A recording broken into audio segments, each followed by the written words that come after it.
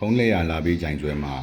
ဥစွာပထမစားသုံးသူမိဘပြည်သူများအားမင်္ဂလာပါလို့နှုတ်ခွန်းဆက်သအပ်ပါတယ်။ယနေ့ဟုံးလက်ရရဲ့ဟင်းလက်ရဖြစ်တဲ့ဘဲဥချက်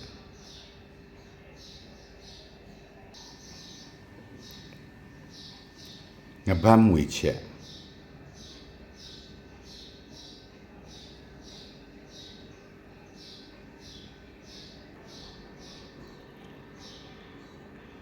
ခွဲသီးကြော်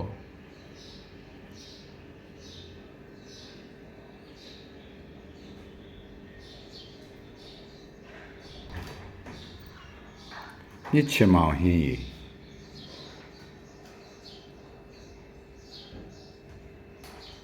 ဟုံးလက်ရလာပေးကြိုင်ဆွဲအားဆက်သွယ်မာယူလိုပါကဖုန်းနံပါတ်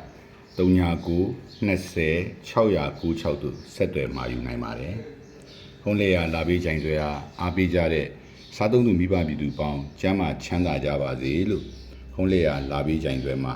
ဆုမွန်ကောင်းတောင်းအပ်ပါတယ်။အားလုံးကိုအထူးပဲကျေးဇူးတင်ပါတယ်။